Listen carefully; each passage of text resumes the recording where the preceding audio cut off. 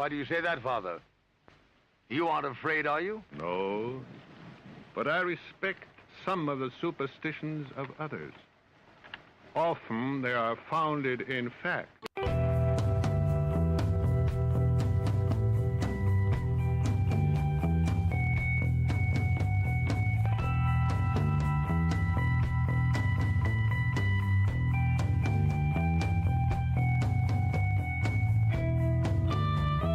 Broadcasting live from our Sanctum Sanctorum in bountiful Bakersfield, California. This is the Sixth Sense Society.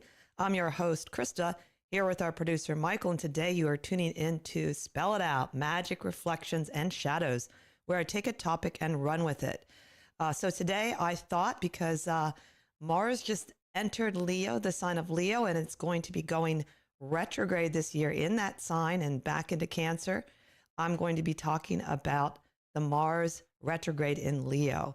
But before we get started, Michael has a few announcements. Hi, everybody. Welcome back indeed. We're into our last month of the year. We always take December off, so we've got a couple of shows still coming up. Next week, we have Tony Lee, a new guest. He will be talking about Universal Unitarianism. Following him will be Lama Kathy Wesley, one of our favorites, giving us some Buddhist wisdom on how to heal some of the divide and strife in our country and in ourselves. And then we're going to end the month with our good friend Holly Lindblom from Holly's Haunts. So lots of great stuff coming up. Get all the information on our website, sixthsensesociety.com, SXTH, all spelled out.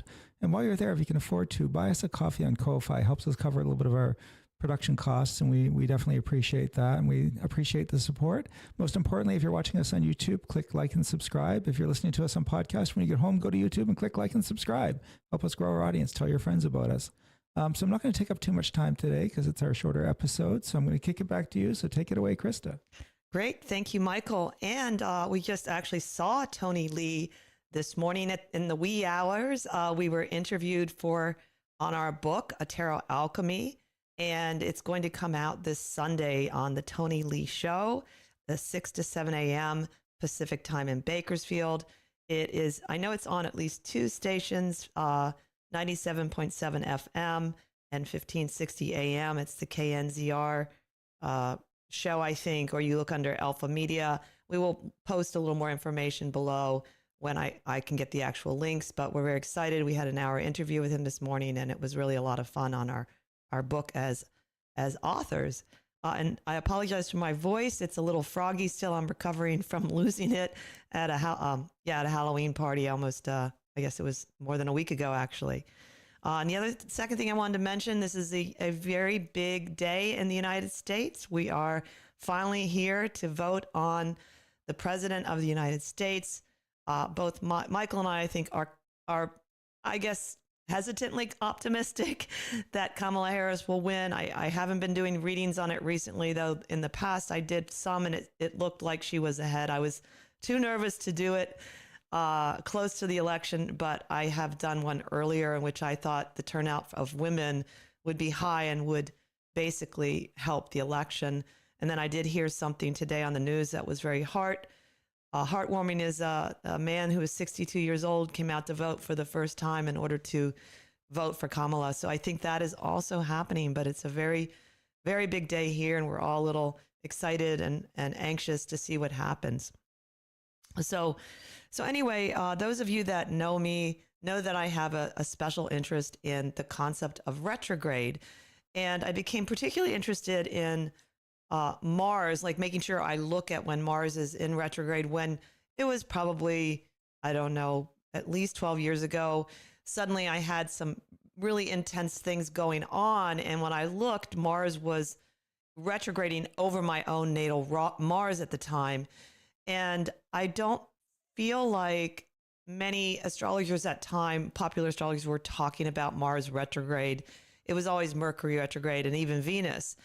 And I found it had much more of a dramatic effect on me than most of the other retrogrades I've experienced. And why that is I think it's because Mars itself, the planet, represents action to some degree. So for instance, where Mars is in your chart, the house it's in, the sign it's in, aspects to Mars, it's how you approach the world, how you take action, how you implement your will. So it's a very important planet, to say the least. And Also, I've always thought it was interesting that the Theosophists think that Mars is a more undeveloped or unconscious planet. So I think working with Mars consciously becomes extremely important.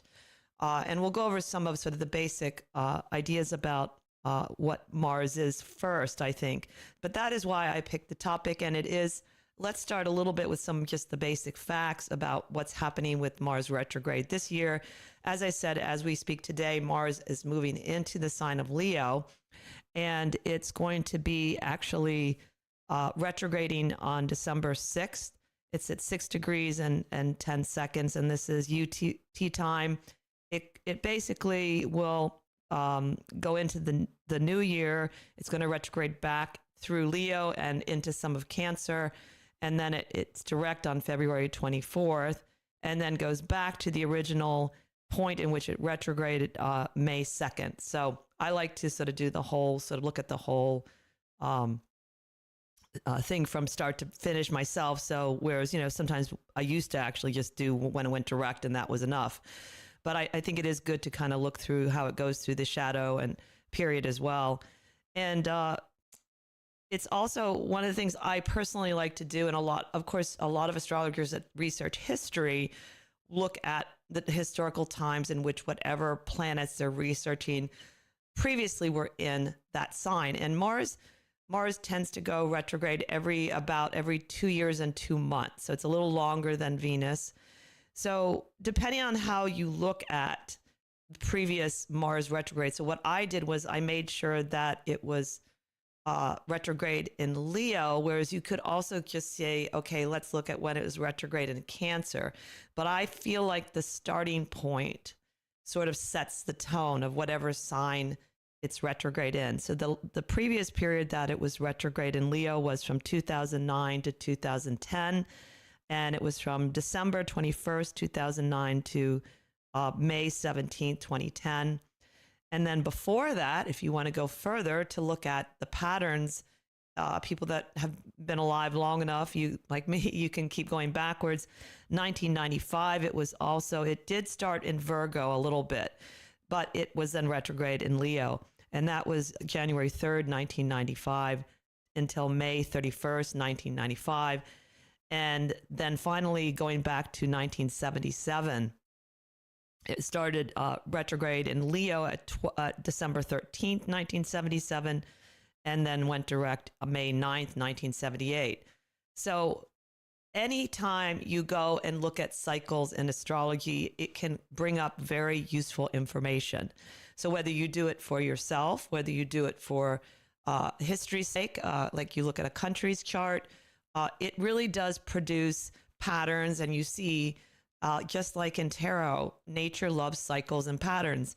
And so you can see themes that are deeper playing out over time. So it's always really interesting to do it, and especially when it's not quite so frequently. But even when I looked at Mars retrograde cycles, it can be very fruitful. So I would encourage you to do that if you're interested in looking at any sort of themes around Mars. So again, the planet Mars, it represents will, it represents a form of passion, it represents how we approach battles in life, our ability to assert ourselves or not assert ourselves.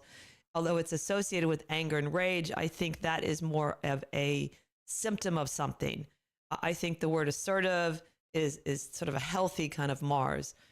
Sexuality, libido, those are some of the things that Mars represents. And so you would look at, where Mars is and what house it's in. So that's where it operates from. And you look at also, of course, the sign. And we're going to do that with, certainly with the sign this time. And I may look at the house with the U.S. chart if I have some time. So let's talk a little bit too about the mythological Mars, because that's also interesting in that it produces two aspects of Mars, similar to Venus having two aspects.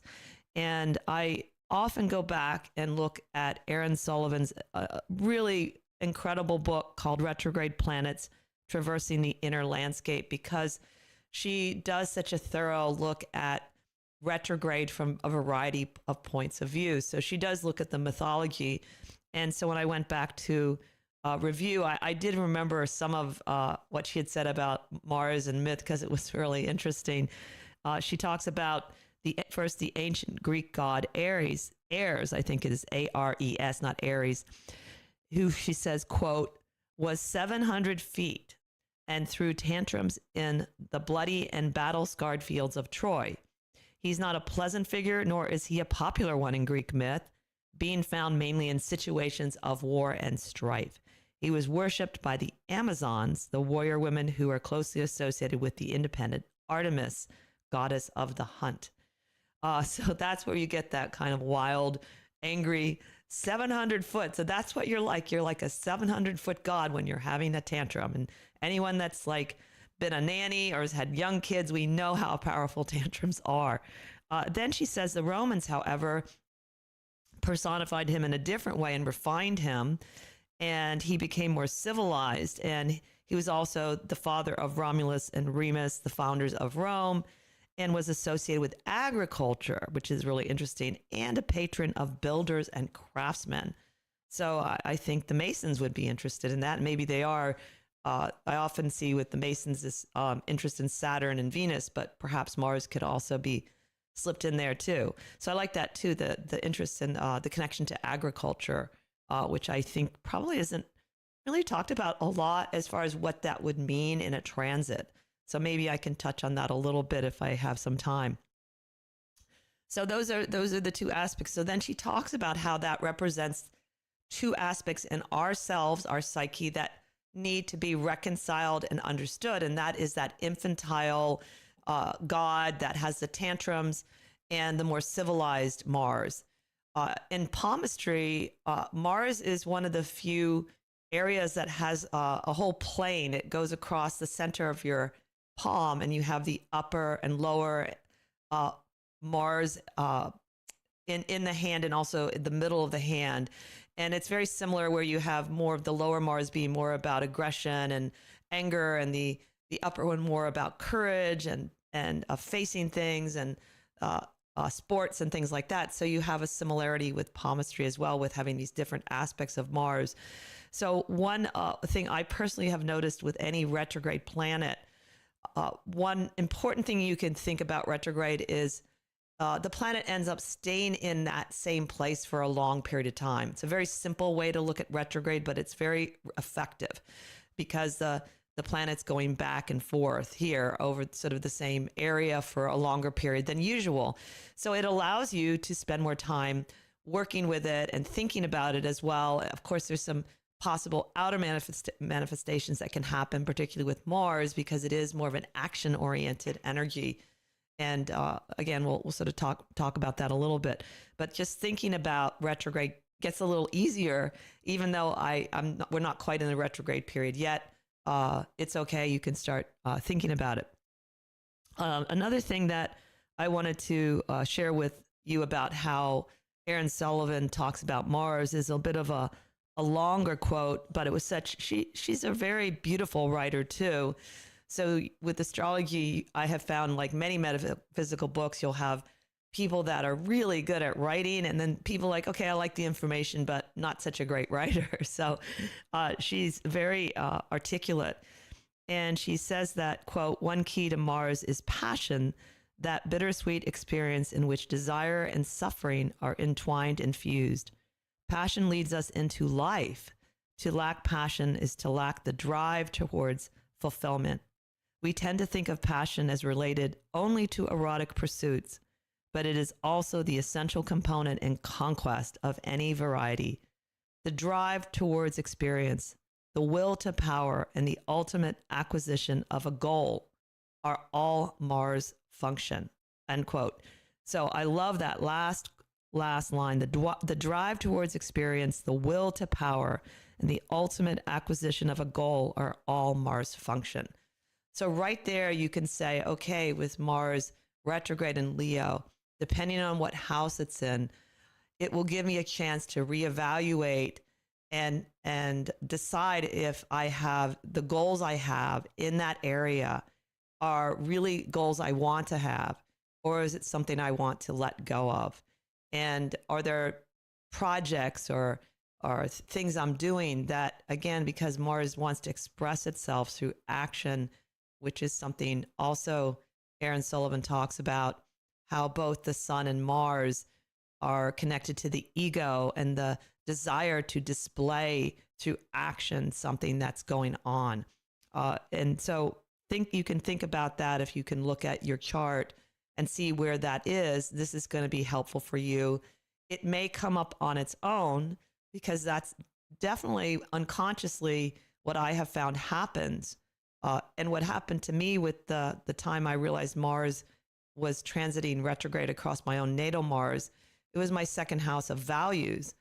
And I remember distinctly having to be the only one to rescue. I was at a time where I wanted to rescue birds more, but I really didn't have a support system. And I remember being very overwhelmed by it and realizing I can't just do this on my own. I have to have some help with it, or I'm just going to break. I was like, and that was the situation that was happening. And it helped to understand why all of a sudden something a value I still hold dear, it was suddenly becoming like I was angry and frustrated. And so that is one of the things too, as I think if we're not consciously looking at whatever it is that the Mars function wants us to, that's where you get the imbalance of frustration and anger. And so one can also say, hey, during this period, which starts, you certainly could start to feel it now, but you would say that when the retrograde starts to kick in December 6th, what is it that's coming up naturally that I feel frustrated about or angry about or uncomfortable about? And that might be the issue and it might present itself, which is, again, very helpful, but you can also be sort of proactive and take a look at it.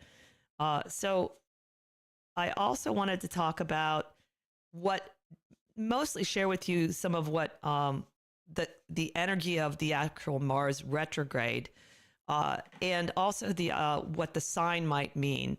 And I'm going to rely a lot on Aaron Sullivan's book because, again, she's really, really good at expressing these complex issues in ways that I think are really good. Here's a quote. When she talks about it, when it's at first stations, she says, quote, "It can be quite abrupt and Mars retrograde and creating a cessation of interest, drive, energy, and focus in what might have been an important project or relationship prior to that station. These doldrums could very well last through the entire retrograde period, past the station direct Mars, right up until it reaches the degree at which it stationed and turned retrograde. The frustrated energy will manifest around issues pertaining to the house in which it is transiting and upset the continuum of effort and plans." So again, that's sort of what I was saying a little bit before. That's end quote. It doesn't always, look that way, I think, but it can, because I certainly have felt that myself with Mars. At this point, I did want to mention that even if you don't have any really strong planets or aspects with Mars in Leo at this point, the country is going to have it. I looked at the country chart because the United States chart has North Node in Leo, and it's at the early degrees of Leo. So it's going to actually, I think it's going to be stationing almost exact. Yes, it is, because we have Leo in 6 degrees, 36 seconds in the house, the 8th house, which is an interesting house to say the least. And so I thought about it, even though it's a little bit after the election, I do feel like this is a period of destiny where our destiny will, for better or for worse, will be revealed more and more. And so I'm interested to see even what happens on December 6th, if it's going to be something a little bit more dramatic, because why? Leo, the expressing Mars in Leo is dramatic. That's how Mars would express itself, through kind of a performance energy or drama. And so it'll be interesting to see what happens at that point. And also it will, in the United States chart, the Mars in Leo will go backwards through some of the Cancerian sign and energy. And so there's a lot that I think it's going back and forth between the 7th and 8th house of the United States chart. And that's what I was thinking about. Well, Mars in Leo, how does that look for me? And what's interesting, I thought of the cowardly lion in The Wizard of Oz, and that idea of needing to have the courage to face whatever battles we have in life and not to sort of feel like we don't have it in ourselves. And then I thought of Dorothy being sort of the female planet that might help. And I personally thought Venus would be where your Venus is, or Venus in general, because I often feel Venus is a helpful planet in many ways for all of us. And you think that, there's this whole connection with Mars and Venus, and perhaps she's can help sort of soothe some of the Mars function in general. So that was my own sort of playful thought about it just as I was sitting down to do this show. So getting back to this concept of retrogression, and the other thing I like to talk about with retrograde in general is it's a time travel energy. That's why I give you the dates that you can sort of draw in that energy from the past, but it's also forward moving. So it's also planting seeds for the next cycle, which would be, I think, probably roughly in about 15 years of Mars and Leo. So I have found a little bit of evidence in my journals that there's some truth in that. I would say it's not empirical science by any means.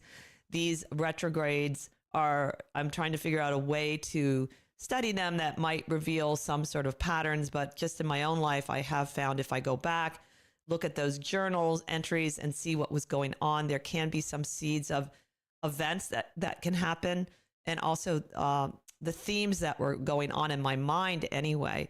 So it's certainly a good thing to do. So the next quote I wanted to say from her book is something a little more specific about what she feels Mars and retrograde is. So she says, quote, "The station and retrogression of Mars, whenever it's transiting retrograde, we are contacting deep-seated and often disguised forms of rage, passion, heat, energy, raw libido, and ambition. We might not be consciously aware of what is stirring deep within the psyche, but feelings, moods, events, and circumstances that surface around the time of the transiting Sun-Mars opposition identify a specific area which needs to come to conscious awareness. Psychologically, it is necessary to expel the festering energy in order to become a more productive person. The opposition point can be an explosive moment that cleans the air, or it might ignite a series of frustrations which will not abate until Mars turns direct again, exposing that which has been repressed," end quote. I think that repressing Mars, which is a lesson I have had to learn in my life because of the way it's situated in my chart, is definitely something you don't want to do.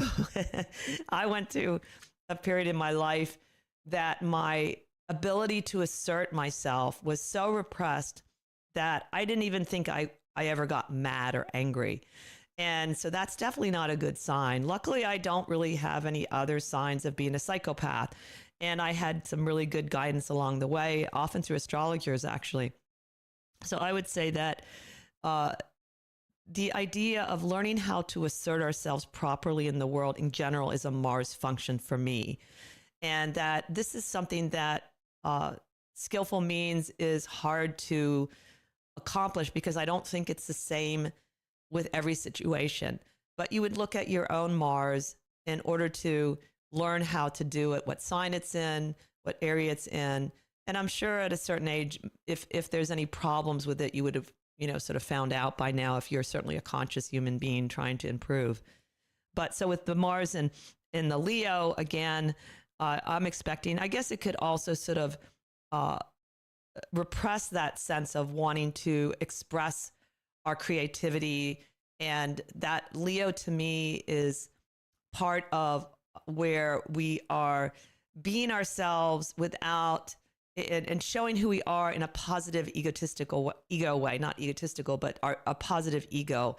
It's the first one. I know one astrologer, I think he was on our show, but I can't remember who it was, said that it was where we first display who we are, our personality, and the idea is that we do it with playfulness. And that's why the child is associated with Leo.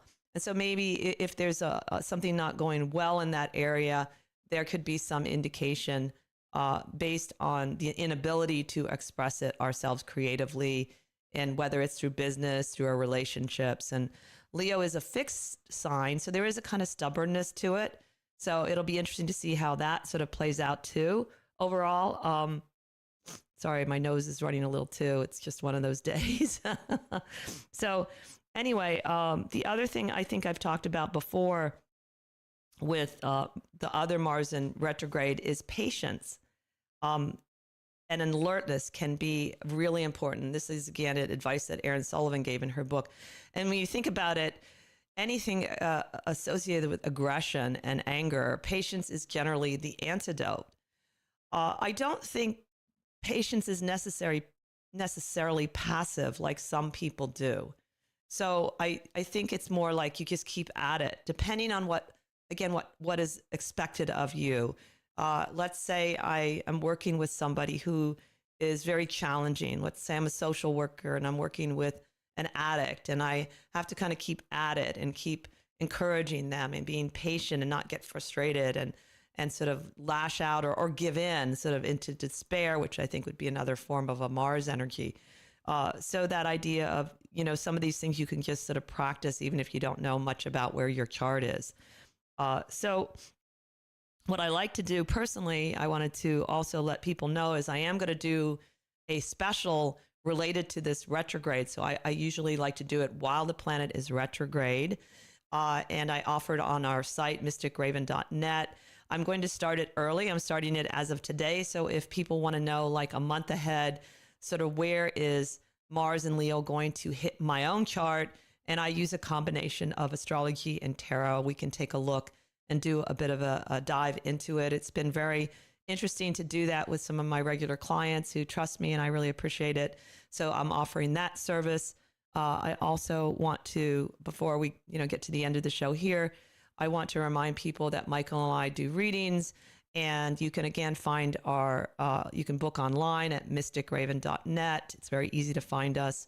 And I have recently started to do palm readings through Zoom, which I was hesitant about before, but I do require sort of you to email me first so I can get you to take pictures. That takes usually a little bit of time to get the right pictures, so I have really good pictures of your hand. So just wanted to put that out before the end of the show.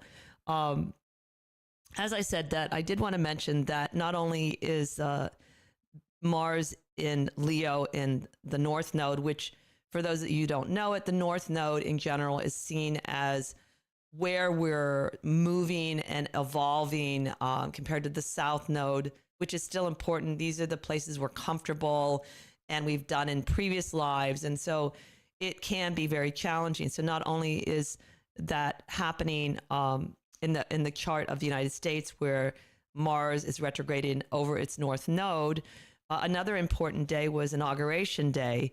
And that was because, let's see if I got it. I think I printed it out here. It is because there's a conjunction here, whereas Mars is, yes, it's going to be conjunct Mercury in Cancer in the 8th house of death, sexuality, taxes. I'm kind of wondering what's going to happen with that, if there's anything going on around that. It's also associated with the occult, paranormal. I think because we have Mercury in Leo in the 8th house, I think that's why we have all this drama and how we talk about things. So maybe that's another show we can talk about it sometime. But in any case, I hope you have a great day today, and hope you please go out and vote if you haven't. We really want everyone to vote that can vote. And thank you for tuning in. Join us next time as we continue to research the esoteric and the obscure. Have a beautiful week.